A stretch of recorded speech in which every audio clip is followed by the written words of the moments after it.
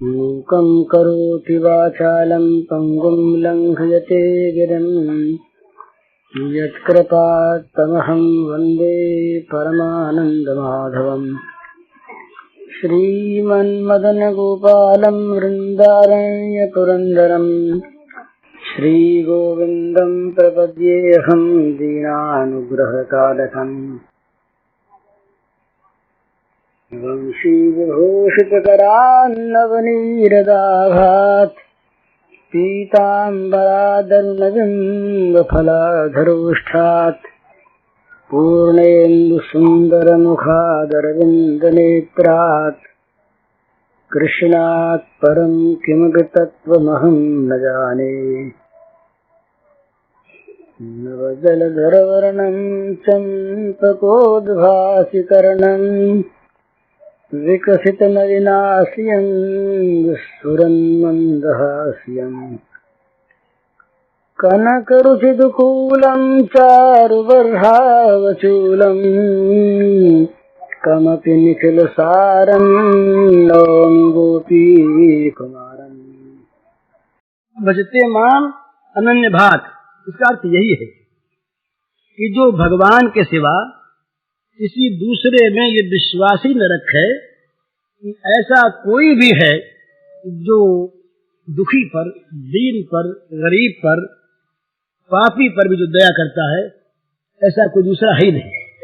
इस प्रकार का विश्वास करके जो भगवान के चरणों पर अपने को डाल देता है, उसके लिए भगवान कहते हैं कि साधुरेव समन्तव्य, उसको भाई साधु मान लो। साधु माने कपड़े रंगने वाले साधु नहीं, साधु माने जिसका दिल साधु हो गया, जिसके जीवन में अच्छी बातें आ रही, वो साधु। तो कहा इसको साधु क्यों मान ले? तो कहा इसलिए मान लो उसने ये निश्चय कर लिया कि भगवान ही मेरे, और वजन बढ़ने से हमारे पास पैसे ज्यादा आ जाते हैं।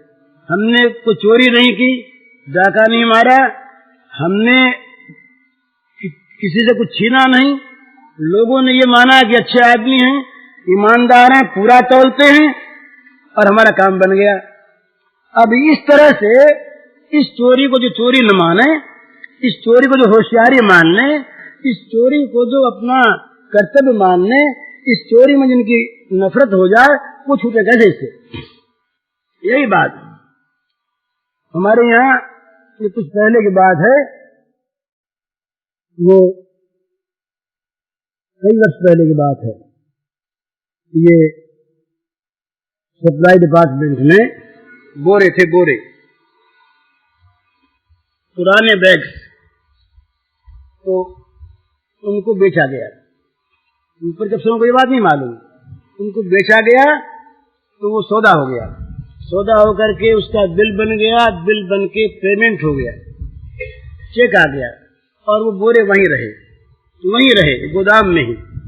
इसके 2-3 महीने बाद बोरे खरीदने की जरूरत पड़ी, तो उन्हीं बोरों के लिए ऑर्डर ले लिया गया।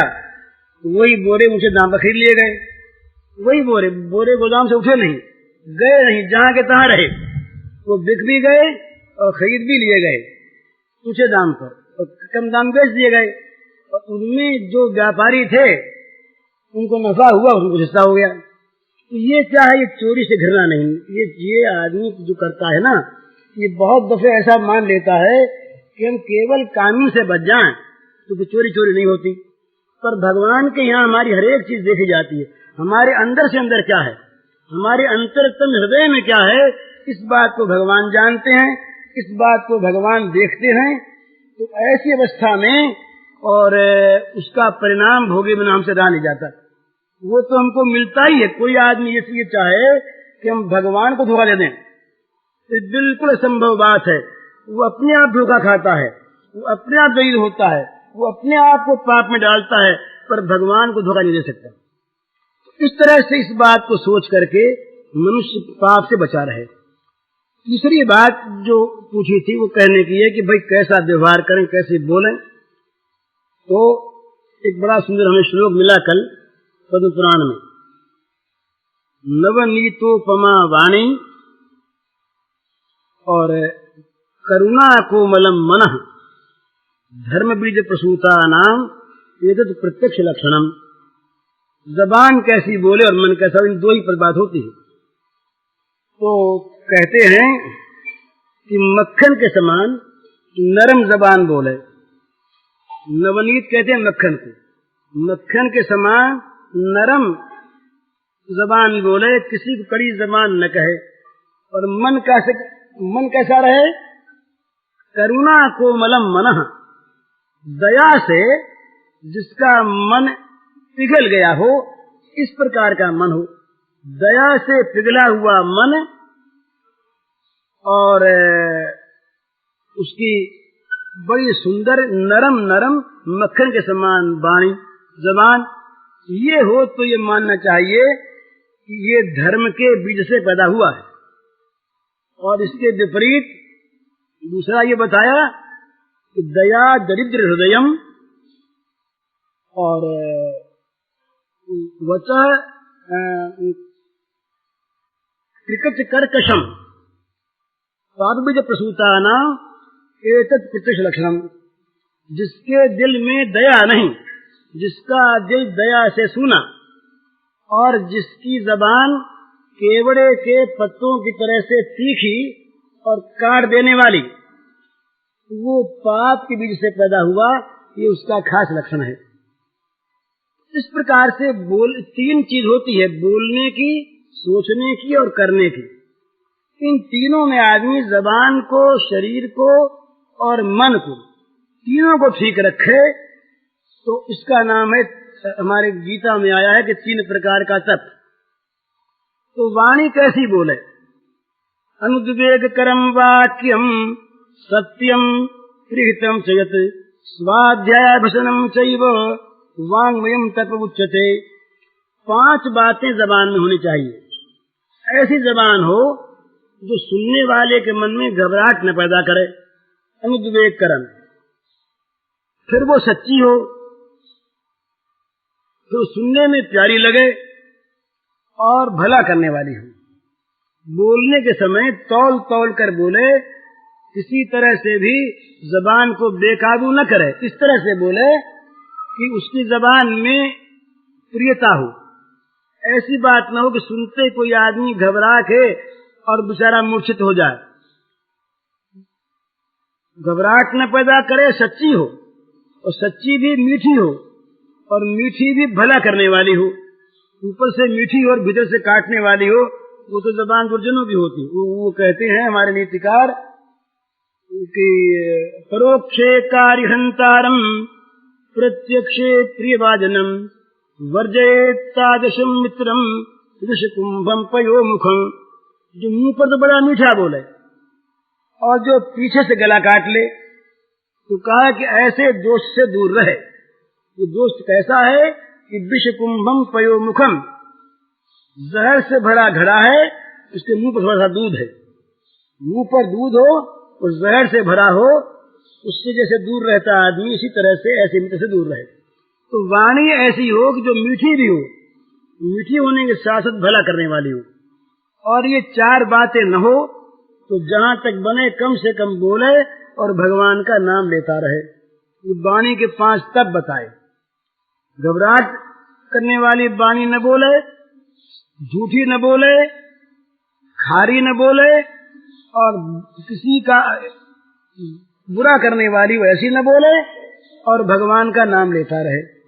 ये वाणी का तो इस प्रकार से अगर हम बोलें तो हमारा जो बोलने का व्यवहार है ये सुधर जाएगा।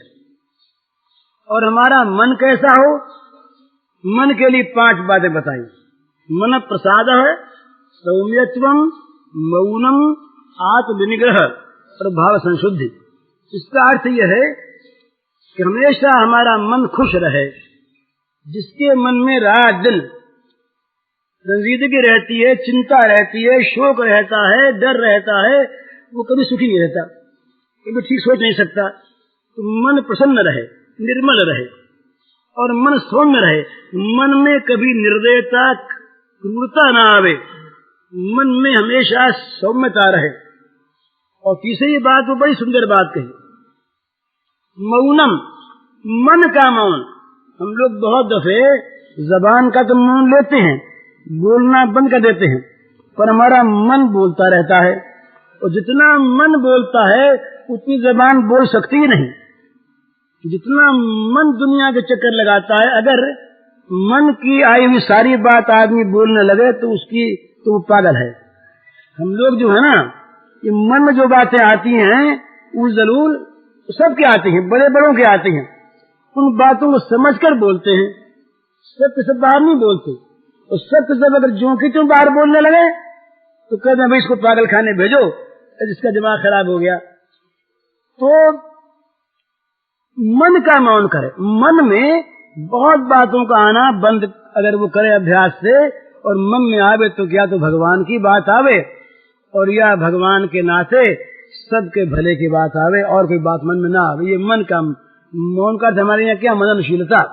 मननशीलता का अर्थ क्या है कि दिन रात अच्छी बातों को, भगवान की बातों को दिल सोचता रहे, उसमें बुरी बात, गैर बात, खराब बात, दूसरे के अहित की बात, बुरा करने की बात, और संसार के भोगों में फंसने की बात, ये सबसे बुरी बात है। एक ऐसा वहम हमको हो गया है, हर एक आदमी को वहम क्या हो गया है कि जगत के इन भोगों में सुख है, इन मकानों में, इन पोशाकों में, इन मोटरों में, इन अच्छे अच्छे खाने के पदार्थों में, इन हमारे रिश्तेदारों में, बेटे में, स्त्री में, स्वामी में, इनमें ये भोगों में सुख है। इस प्रकार का हमारे एक मन में वहम हो गया है, नहीं सुख, और इस वहम को लेकर के इन्हीं को पाने, इन्हीं को रखने और इन्हीं के लिए हम अपनी सारी जिंदगी बिता देते हैं। और जब इनमें हमारा मन फंसता है, जब इनको प्राप्त करने की कामना होती है, वो डिजायर होती है, मन में इच्छा जागती है, तब मनुष्य किसी पाप को पाप नहीं देखता। एक पाप जो होते हैं ना, ये हमारे तकदीर में नहीं लिखे होते। पाप हम अनायास नहीं करते।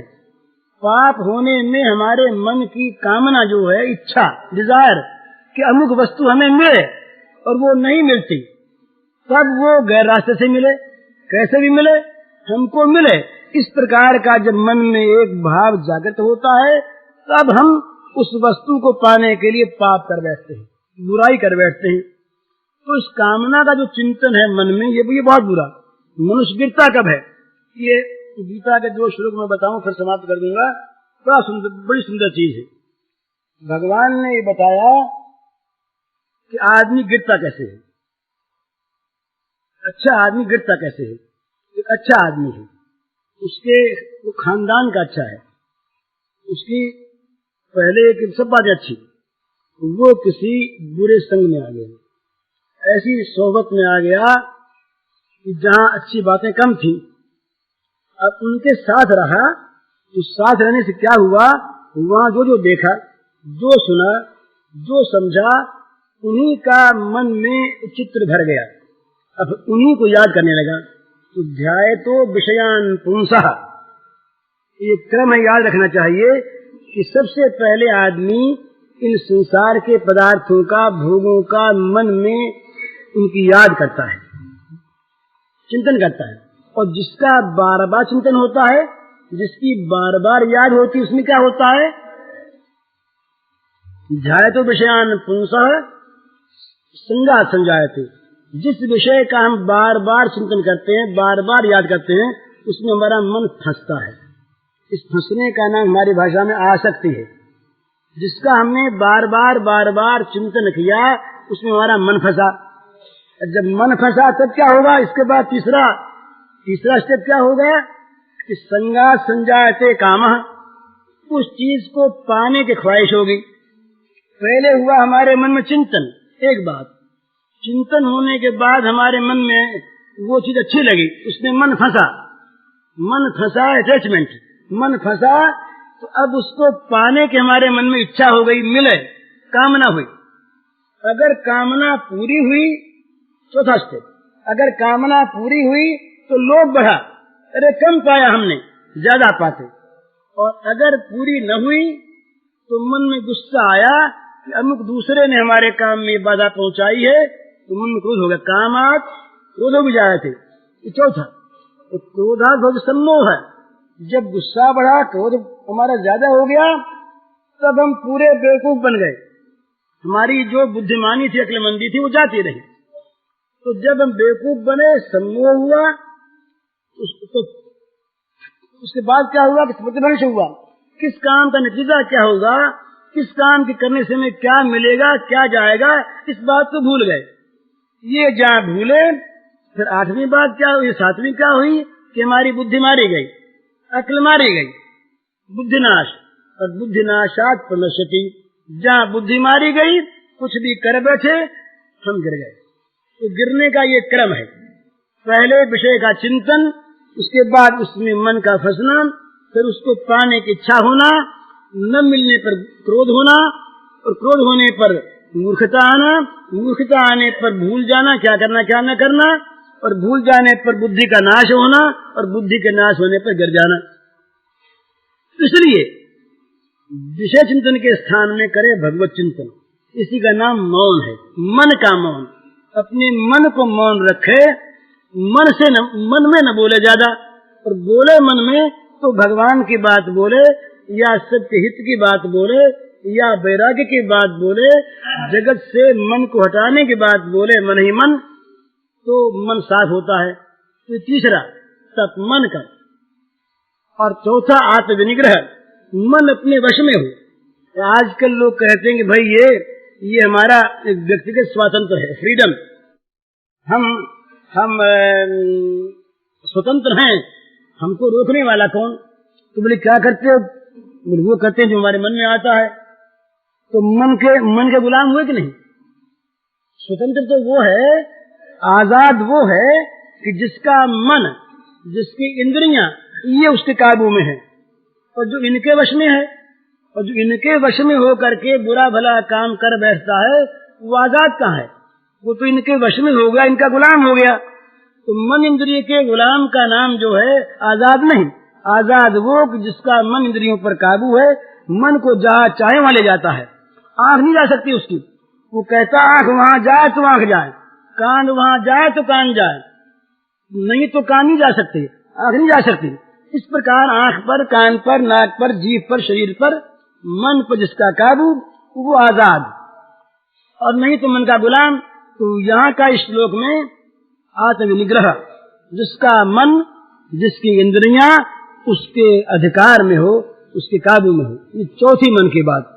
और 5वीं मन की बात, जिसके मन में बुरी बात कभी आए नहीं, भाव असल शुद्ध, जिसका भाव निरंतर शुद्ध हो गया हो, जिसमें बुरा भाव, गंदा विचार जिसके मन में न आवे। ये कैसे होगा, इसके लिए साधना करनी है, ये जबान से नहीं होगा। जो कुछ हम कहते हैं, वो कही हुई बात, सुनी हुई बात, समझी हुई जो अच्छी बात, वो अपनी जिंदगी में उतारें, हम वैसा बनने की कोशिश करें। और बनने के लिए क्या जरूरत है कि हमारी लगन हो जाए, कैसा हमें बनना है। मनुष्य बन सकता है, बशर्ते कि वो बनना चाहे, अच्छा बनना चाहे। अच्छा बनने के लिए दिल में लगन होनी चाहिए।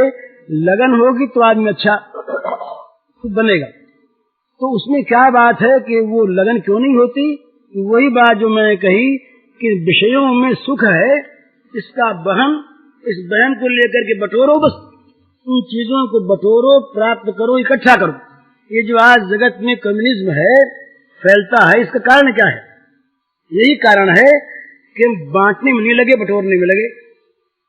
हमारे यहाँ महाराज एक श्लोक है हिंदू शास्त्र में, ऐसी बढ़िया चीज कही है जो सबके काम की, दुनिया में इससे बढ़कर कोई कम्युनिज्म हो नहीं सकता। एक श्लोक है नारद जी का, ऋषि हमारे, वो कहते हैं कि यावद बृहद जठरम तावत सत्वम ही देहनाम अधिकम योग मन्यत सस्तेनो दंड मर्हति। इतनी बढ़िया चीज। वो कहते हैं कि जितने से अपना पेट भरे उतने पर अपना हक है। यावत बृहद जठरम, जितने से पेट भरे, तावत सत्वम ही देहनाम, उतने पर हमारा हक। अधिकम योग मन्यत, इससे ज्यादा पर जो अपना हक मानता है, सस्तेनो वो चोर है और उसे सजा मिलनी चाहिए। ये श्लोक का बिल्कुल अर्थ है। अगर इस अर्थ को हम ध्यान में रखें और हम सबको बांट के, सबका भला करके, सबको दे करके खाएं, बटोरें नहीं। ये हमारी अगर जीवन की स्वाभाविक लालसा बन जाए तो संसार में फिर कोई भी बुराई न हो, संसार में आपस में संघर्ष न हो, आपस में छीना झपटी न हो। पर हम लोग कहते तो हैं पर हम लोग करते नहीं। ये नहीं मानना चाहिए कि अच्छाई और भगवान ये किसी के ठेके में है। ये भगवान सबके हैं, भगवान एक हैं और वो भगवान सबके हैं। सच एक है और वो सच सबका है। उस सच को पाने के, भगवान को पाने के रास्ते अलग अलग हैं। भाई जो उत्तर में उत्तर से आवेगा, पूर्व वाला पूर्व से आवेगा। कोई सब चाहे कि हम एक दिशा से आए तो नहीं आ सकते। तो सबको पहुंचना एक जगह है, सबको जाना एक जगह है, सबके भगवान एक हैं। तो ये समझ करके अपने अपने मार्ग से आदमी चलना चाहिए, अपने मार्ग पर ठीक रहे, दूसरे का खंडन न करे। ये एक बड़ी सुंदर भावना है। आदमी दूसरे को काटने में लग जाता है कि तुम्हारा ये बुरा ये बुरा ये बुरा, उसमें अच्छाई रहती नहीं। तो आदमी क्या करे, अपने रास्ते पर चलता रहे, तो दूसरे के रास्ते को बुरा बतावे नहीं। सब चलते अपने रास्ते पर रास्ते पर जो चलेगा वो पहुंचेगा वहां तक। अगर चलेगा नहीं तो केवल लड़ेगा, तुम्हारा ठीक नहीं, वो कहते तुम्हारा ठीक नहीं। अरे भगवान को तो तब जानेगा आदमी जब भगवान मिल जाएंगे। सो जाने तई जय देव जनाई, जानत तुम्हें हो जाई। भाई परमात्मा को वो जानता है जिसको परमात्मा जनाना चाहते हैं, जना देते हैं, और जनाने के बाद वो परमात्मा के समान ही हो जाता है। जहाँ उसने परमात्मा को जाना, जहाँ उसको परमात्मा की ठीक जानकारी हुई, जहाँ उसने परमात्मा के स्वरूप को समझा, तो उसके ठीक ध्यान में आ जाएगा कि परमात्मा के सिवा जितने जगत के स्वरूप हैं ये सब के सब या तो है नहीं और हैं, तो इन सब स्वरूपों में परमात्मा ही है, सारे रूपों में। ये एक एक जीव में आज का जो दुनिया का सिद्धांत है वो सबसे आगे गया।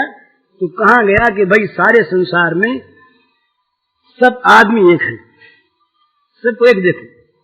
हमारे ऋषियों ने ये कहा कि भाई केवल आदमी नहीं, जितने भी जीव हैं, जितने भी प्राणी हैं, उन सब में भगवान को देखो।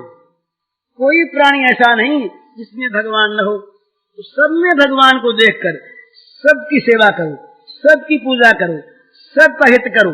किसी की भी बुराई करने में कभी न हाथ लगाओ, न बैर करो, न विरोध करो। ये हमारे तुलसीदास बाबा ने कहा एक जगह, उमाज राम चरण रत विगत काम मद क्रोध, निज प्रभु मय देखहि जगत कासन करहि विरोध।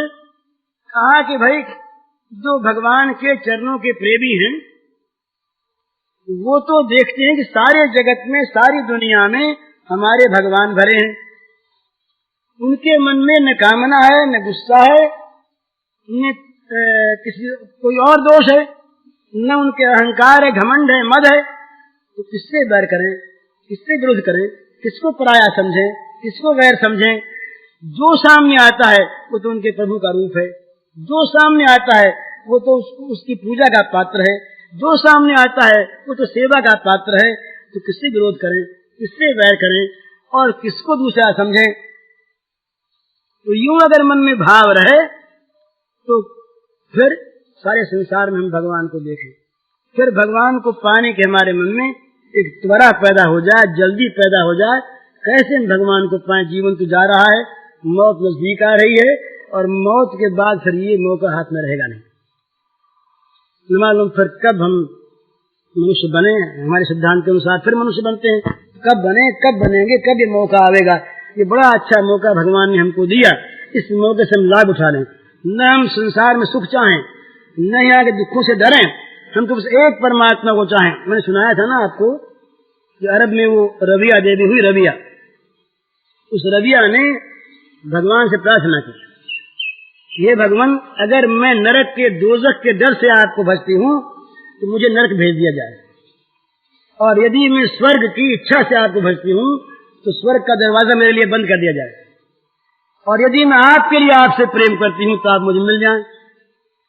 इस तरह से मन में भगवान के मिलन की, भगवान को प्राप्त करने की, भगवान से प्रेम करने की लालसा जागे, और ये तब तक नहीं जागेगी जब तक हमारा इन भोगों में सुख का वहम नहीं मिटेगा।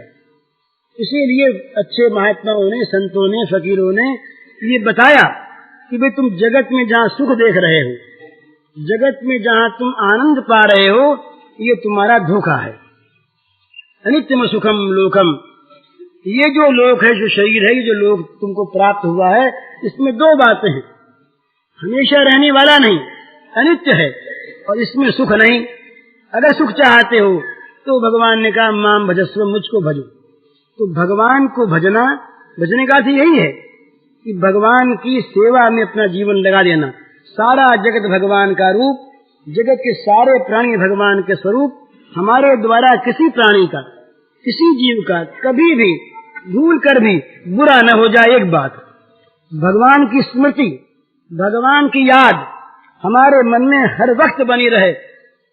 हर काम करते, खाते पीते काम करते, हमारा मन भगवान में रहे। ये भगवान ने बताया, एक सुंदर बात बताई कि भाई ऐसे भगवान को बताओ।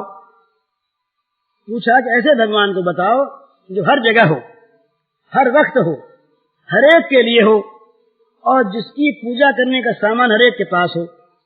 ये प्रश्न हुआ।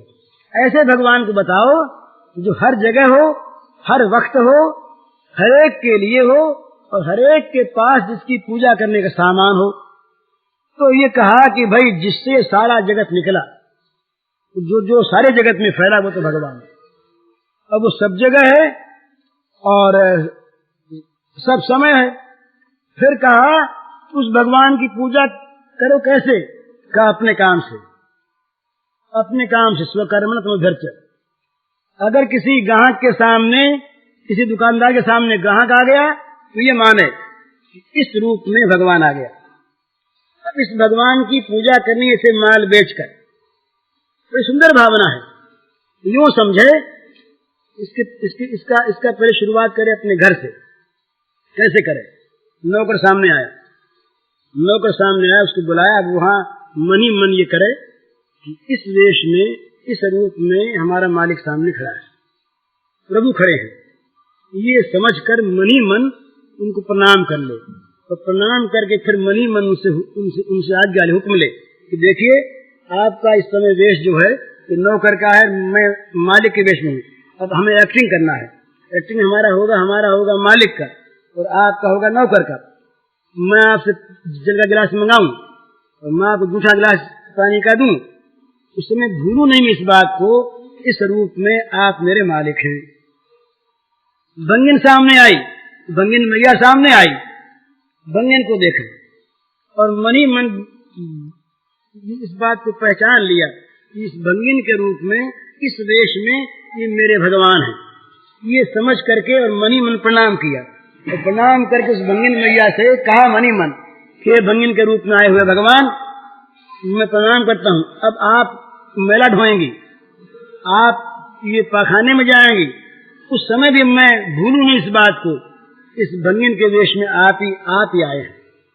इस तरह से किसी जज के सामने, मजिस्ट्रेट के सामने अगर कोई अभियुक्त है, मुल्जिम है, ये समझे इस मुल्जिम के रूप में भगवान है, इसका भला करना, इसके साथ न्याय करना, इसकी पूजा करना है, तो अपने अपने काम से उसको पूजो। जिसका जो काम, हम रात को सोएं वो भी भगवान की पूजा, हम खाएं वो भगवान की पूजा, हम जिंदा रहें ये भगवान की पूजा। हमारा हर एक काम, हमारे दिल की हर एक बात अगर इस रूप में बदल जाए, तो हम जो कुछ भी करते हैं ये अपने भगवान के लिए करते हैं, और सब रूपों में हमारे भगवान हैं।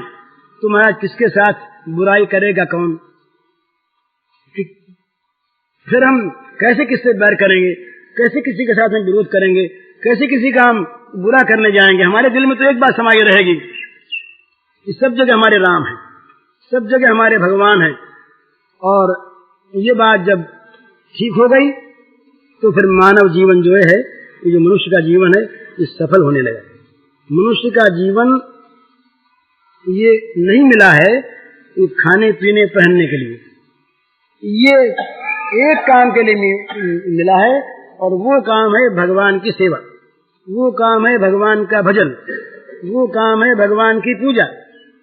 तो अगर हमारा जीवन उस काम में लगा तब तो हम ठीक मनुष्य हैं, और उस काम में न लग के अगर भोगों में लगा तो हम जैसे पशु पैदा होते हैं, जानवर पैदा होते हैं। हमारे तुलसीदास महाराज ने कहा कि भाई जिसका भगवान में प्रेम नहीं, जिनके मन राम सुनेह नहीं, सो सही पशु पूछ बिखान न द्वय। जिनके मन में भगवान से प्रेम नहीं वो हैं तो जानवर ही, पर कमी यही है कि उनके दो सींग नहीं हैं और एक पूंछ नहीं है।